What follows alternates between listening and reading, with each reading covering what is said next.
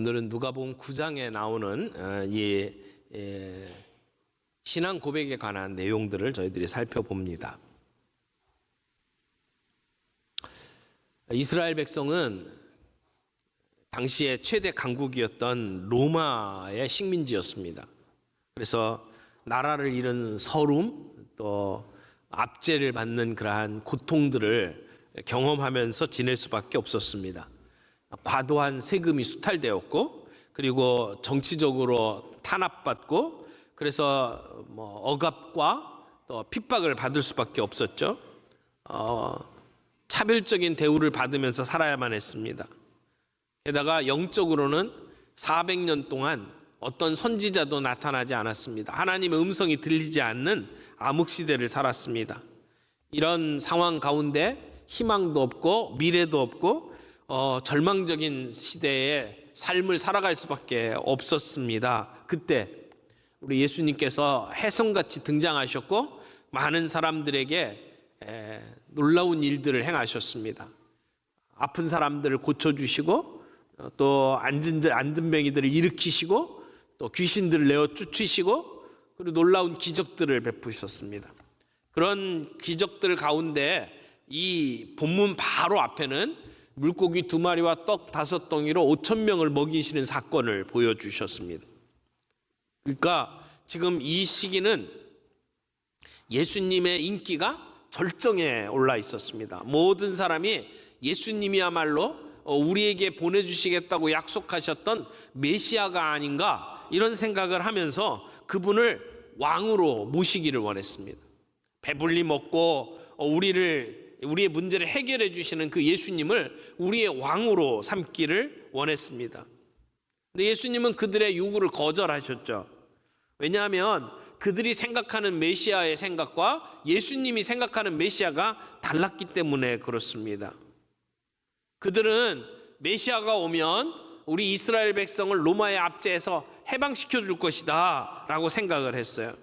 그러나 예수님은 그런 한 나라의 해방을 위해서 오신 것이 아니라 우리의 죄의 문제를 해결하기 위해서 이 땅에 오신 분이었습니다.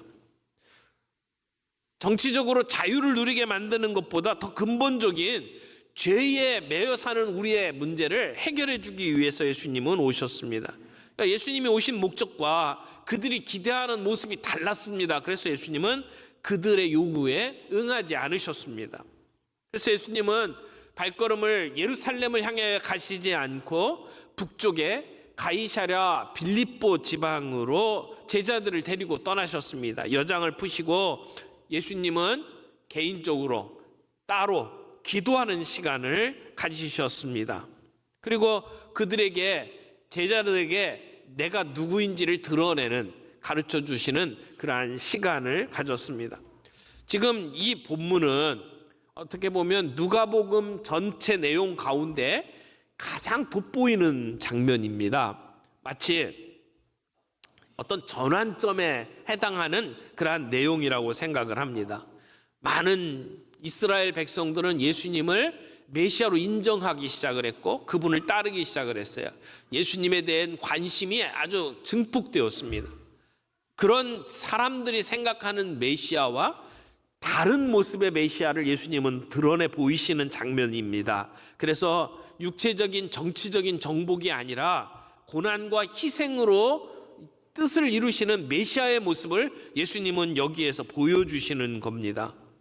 그래서 고난받는 메시아가 누가복음의 주제라고 할 수 있어요. 고난받는 메시아.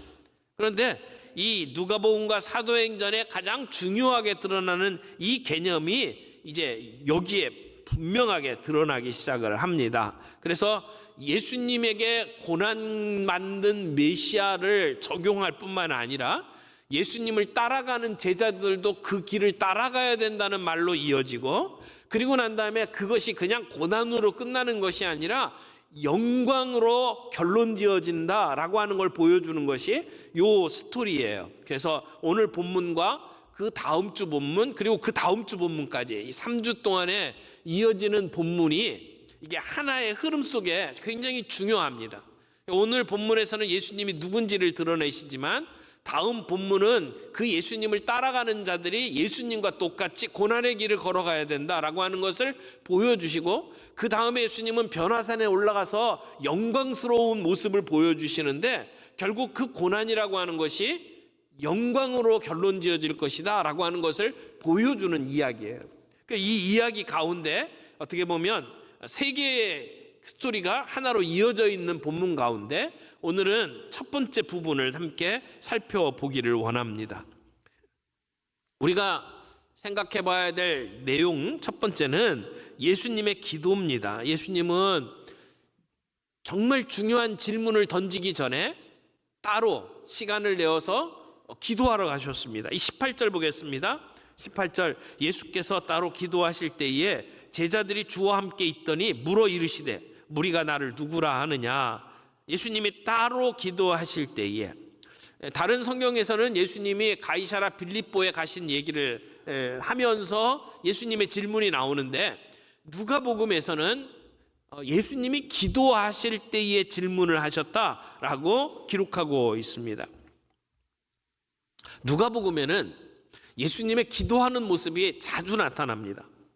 이게 누가복음이 보여주는 예수님의 아주 전형적인 모습이에요. 예수님은 중요한 일들이 있을 때마다 기도하시는 분으로 누가복음에 기록되어 있습니다. 12 제자를 부르실 때에도 먼저 기도하셨다고 기록되어 있고, 제자들에게 내가 누구냐라고 물으시는 오늘의 본문에서도 예수님은 기도하셨고, 또 변형되어서 영광스러운 모습을 보여주실 때에도 기도하셨고, 예수님께서 주기도문을 가르쳐 주실 때에도 기도하셨고, 그리고 십자가를 눈앞에 둔 겟세마네 동산에서도 예수님은 기도하시는 예수님으로 표현이 되고 있습니다. 기도하는 시간을 따로 떼어 놓으시는 예수님. 예수님은 종일 바쁘게 사셨습니다. 많은 사람들의 병을 고쳐주시고, 또 천국의 진리를 가르쳐 주시고, 정말 많은 사람들이 문제를 해결해 달라고 예수님을 찾아왔기 때문에 예수님은 바쁜 시간을 보내야만 했습니다. 그러나 그 시간 가운데 가장 중요하게 여기셨던 시간이 하나님 앞에 나아가 기도하는 시간이었습니다. 예수님은 한적한 곳에 따로 시간을 내어서 기도하는 일을 즐겨 하셨습니다. 특별히 오늘 제자들에게 내가 누구냐라고 질문을 하시면서 예수님은 기도하셨습니다. 왜 기도를 하셨을까요? 예수님이 누구신지를 아는 것이 그만큼 중요했기 때문입니다. 예수님을 아는 데에는 특별한 은혜가 필요했습니다. 우리의 지혜와 지식으로는 예수님이 누군지를 도무지 알 수가 없습니다. 그러므로 위로부터 내려오는 지혜가 있어야만 우리는 예수님이 누군지를 알 수 있습니다. 우리의 이성을 초월하신 예수님, 그 예수님이 누군지를 알아야 하는 이 중요한 시간에 예수님은 기도하셨습니다. 우리는 언제 기도합니까? 우리에게 중요한 일들이 있으면, 수술을 해야 된다든지, 어떤 큰 사고를 당했다든지, 시험을 쳐야 된다든지, 직장을 정해야 된다든지, 어떤 중요한 문제가 있으면 우리들은 기도합니다. 그러나 큰 일이나 작은 일이나 모든 일에 우리는 기도해야 합니다. 기도하지 않아도 될 만큼 작은 기도는 없습니다. 한 영혼의 소중함을 우리가 마음속에 두고 우리의 삶의 모든 문제들을 주님 앞에 내어놓고 기도하는 것이 필요합니다. 기도하지 않아도 될 만큼의 작은 문제는 없습니다. 우리의 삶도 마찬가지입니다. 아무리 바빠도 일상생활 속에 흐름을 끊고 하나님께 기도할 수 있는 기도의 마디를 가지시면 우리의 삶이 더 든든해질 거라고 믿습니다. 예수님을 따라서 우리의 삶 속에 기도의 마디를 가져보시기를 바랍니다. 두 번째로 생각할 것은 무리들의 추측입니다. 18절 보니까 예수님이 이렇게 물어보셨어요. 무리가 나를 누구라고 하느냐? 19절에 대답하여 이르되 세례 요한이라 하고 더러는 엘리야라, 더러는 옛 선지자 중에 한 사람이 살아났다 하나이다. 예수님은 기도하신 후에 중요한 질문을 던지셨어요. 무리가 나를 누구라 하더냐? 그리고 뒤에 그러면 너희는 나를 누구라 하느냐라고 하는 질문을 던졌어요. 이 두 질문은 예수님의 인격에 관한 질문입니다. 예수님이 어떠하신 분이냐라고 하는 것이죠. 예수님이 어떠하신 분인지를 아는 것이 뭐 그렇게 중요합니까? 왜 중요할까요? 이게 영생과 관련되어 있습니다. 요한복음 17장 3절에 보니까 영생은 곧 유일하신 참 하나님과 그가 보내신 자 예수 그리스도를 아는 것이니이다. 하나님과 예수님을 아는 것이 영생이래요. 그러니까 얼마나 중요합니까? 예수님을 인격적으로 알 때 우리는 영생을 얻게 됩니다. 예수님이 우리 인간 생명의 근원이시기 때문에 그렇습니다. 그분과 맺어지면 사는 거예요. 그분과 맺어지지 못하면 죽음입니다. 사람들은 예수님을 대단하신 분으로 알았습니다. 예수님이 고쳐주시는 모습, 예수님이 기적을 베푸시는 모습을 보면서 예수님 정말 대단하신 분이네, 그렇게 생각을 했어요.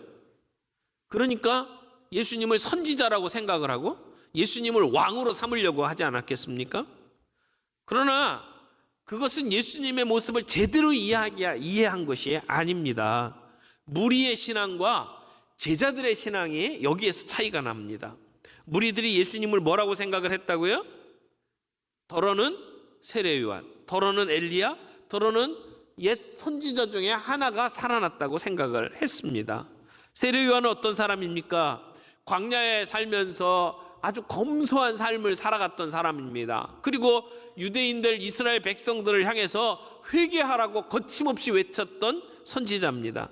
그래서 여자가 낳은 자 중에 가장 위대한 사람이라고 하는 칭찬을 받았습니다.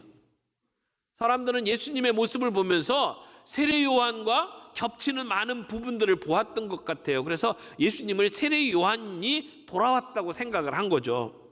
특별히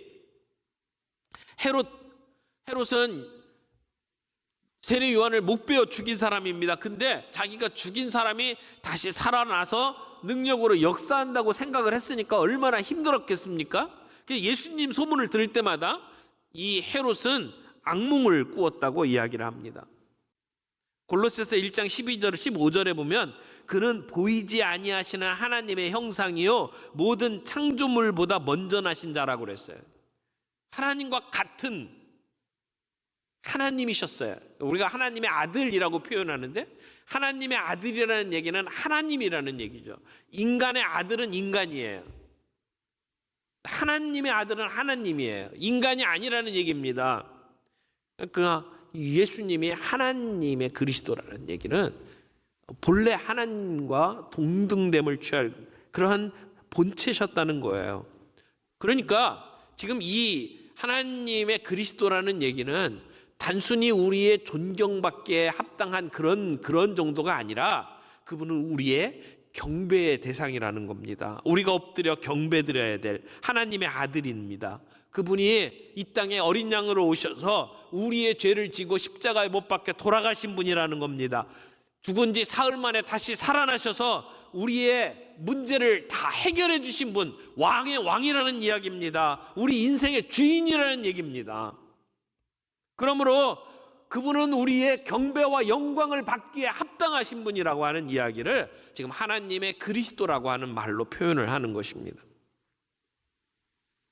오늘 우리는 우리의 구원자로 세상의 것들을 삼고 그것을 경배하는 경우들이 참 많지 않습니까? 물질, 우리가 벌어들이는 돈이 우리를 구원할 거야 라고 생각하며 살아가고 있는 사람들이 참 많습니다. 사람들이 따라주고 박수 쳐주는 그 인기, 그것이 나를 구원할 거야 라고 생각하면서 살아가는 사람이 얼마나 많습니까? 우리 사람들이 만들어낸 거짓 메시아, 거짓 그리스도가 가득한 가운데 오늘 우리는 살아가고 있습니다. 그러나 인간이 만든 그 구원의 길은 멸망의 길입니다. 진정한 행복을 가져다 줄 수가 없습니다. 오직 하나님이 보내신 예수 그리스도만이 우리의 유일한 구원자고 진정한 희망입니다. 사도 베드로는 바로 그 고백을 한 겁니다. 하나님의 그리스도이시니다. 그런데 지금 단순히 베드로가 그 예수님을 하나님의 그리스도로 아는 것뿐만 아니라 지금 중요한 또 하나의 것은 베드로가 이렇게 신앙을 고백했다는 겁니다. 말로 표현을 했다는 겁니다. 예수님이 누군지를 아는 것도 중요하지만 그것을 우리의 입으로 고백하는 것도 중요합니다. 베드로가 이런 믿음을 지금 예수님 앞에 다른 제자들 앞에서 고백했습니다. 선포했습니다. 로마서 10장 9절 10절에는 이렇게 이야기합니다. 내가 만일 내 입으로 예수를 주로 시인하며 또 하나님께서 그를 죽은 자 가운데서 살리신 것을 내 마음에 믿으면 구원을 얻으리니 사람이 마음으로 믿어 의에 이르고 입으로 시인하여 구원에 이르느니라. 이 고백, 입으로 시인하는 것, 이것이 정말 중요하다는 겁니다. 어떤 유혹과 핍박이 있다 할지라도 예수님은 나의 왕이십니다 라고 고백을 하는 것, 내가 이제 예수님을 따르겠습니다 라고 하는 거예요. 내가 가던 길을 돌이켜서 인생의 방향이 전환된 것을 의미하는 겁니다. 내가 이제는 어떤 핍박이 있고 어떤 유혹이 있다 할지라도 나는 이분을 따를 겁니다 라고 작정하는 것을 의미합니다. 유대 사회에서 이런 고백을 하는 것은 쉬운 것이 아닙니다. 예수님을 그리스도로 고백하고 따르게 되면 거기에는 불이익이 있었습니다. 출교를 당해야만 했습니다. 삶의 모든 문제에 제약이 있었습니다. 분명한 믿음이 없이는 이렇게 고백할 수가 없습니다. 오늘 이 땅에서도 우리가 이런 고백을 함으로 말미암아 왕따당하고 미움당하는 경우들이 참 많이 있습니다. 입으로 시인하고 고백하는 것, 그것으로 인하여 우리는 구원을 얻는다고 이야기를 합니다. 그러므로 나는 예수 그리스도를 고백하는 자인가? 우리 한번 점검해 볼 필요가 있습니다. 어떤 사람은 그저 마음으로 믿으면 되지 꼭 입으로 시인을 해야 되느냐라고 말을 하는 사람이 있어요.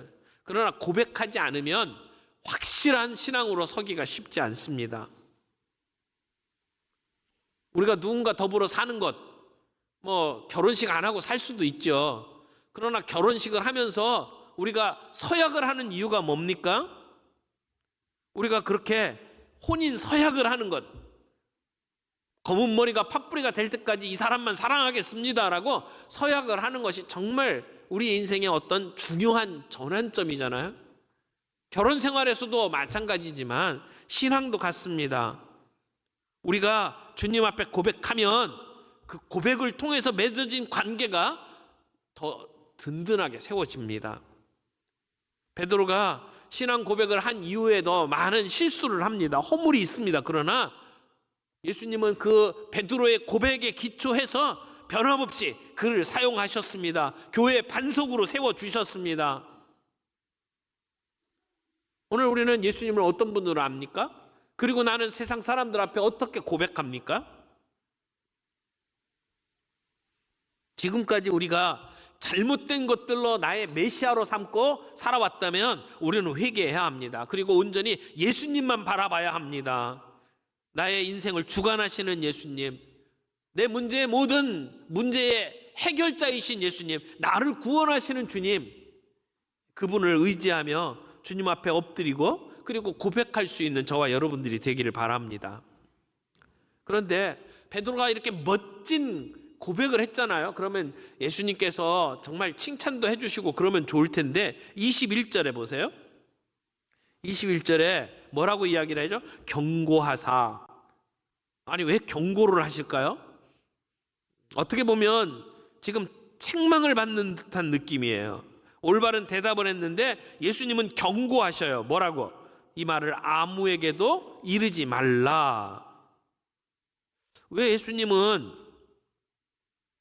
지금 놀라운 영적 비밀을 드러냈는데 이것을 아무에게도 말하지 말라고 말씀을 하실까요? 아마도 많은 사람들이 가지고 있는 메시아에 대한 오해 때문이지 않을까 이렇게 생각을 합니다. 일반 대중에게 예수님이 그리스도다, 메시아다 이걸 공개적으로 이야기를 하기 시작을 하면 그러면 사람들에게는 어떤 의미로 다가왔을까요? 예수님이 이제 드디어 사람들을 모으고 전쟁을 일으키고 그리고 로마에서 우리를 해방시켜 주실 것이다 라고 생각을 했겠죠. 예수님의 사명이 성취되기도 전에 사람들의 마음속에 잘못된 희망을 불러일으키고 그걸로 인해서 폭동이 일어났을 겁니다. 지금도 이스라엘 백성들은 로마 세력의 압제 속에 살아가면서 힘든 삶을 살고 있습니다. 열심당원들, 독립투사들은 사람들을 부추겨서 어떻게 하든지 그 가운데 반란을 일으키기 위해서 애를 쓰고 있습니다. 그런 사람들에게 예수가 우리의 메시아다라고 하는 얘기가 잘못된 의미로 사람들에게 전달이 되면 그러면 어떤 문제가 일어날지 예측할 수가 없다라는 거죠. 예수님은 군중들을 자극하기 원하지 않으셨습니다. 여러분, 복음을 바로 이해해야 합니다. 복음이 이 땅에서 잘 살게 되고 높은 자리에 올라가고 그리고 사람들을 호령하는 자리에 서게 되는 것을 의미하는 것이 아니라는 겁니다. 십자가의 복음, 이것은 우리의 죄를 구원하기 위해서 우리의 죄를 구원하기 위해서 예수님께서 십자가에 못 박혀 돌아가셔야 될 길을 이야기하는 것이죠. 지금 베드로조차도 주님은 하나님의 그리스도입니다라고 고백은 했지만 그것이 정작 무슨 뜻인지 정말 그 심오한 뜻을 다 이해하고 지금 하는 말은 아닌 것 같아요. 그러나 오늘 우리는 이 말씀을 통해서 이해할 수가 있습니다. 그저 예수님이 4대 성인 중에 하나가 아니고 그저 예수님이 존경받아야 될 어떤 사람이 아니고 예수님은 하나님으로부터 보냄받은 그리스도이십니다. 우리의 모든 문제를 해결하시는 분입니다. 우리의 왕이십니다. 그분만이 경배와 영광을 받기에 합당하신 분입니다. 우리는 그런 신앙 고백을 하며 그것이 단 한 번으로 끝나는 것이 아니라 우리의 살아가는 삶 속에서 계속 고백되어져야 되고 그 고백되어진 대로 우리의 삶 속에서 그렇게 살아내야 합니다. 주님은 오늘도 우리에게 묻고 계십니다. 너는 나를 누구라고 하느냐? 우리의 삶 속에 힘들고 어려운 고통스러운 순간에도 주님은 물어보십니다. 너는 나를 누구라고 하느냐? 우리의 삶이 행복하고 깨가 쏟아지는 그러한 삶 속에서도 하나님은 물어보실 겁니다. 너는 나를 누구라고 하느냐? 그때 우리는 예수 그리스도 그분이 어떤 분이신지를 우리의 마음속 깊은 곳에서부터 진정한 마음으로 고백하고 경배하고 그분답게 우리가 영광을 돌리면서 살아갈 수 있는 우리의 삶이 되기를 바랍니다.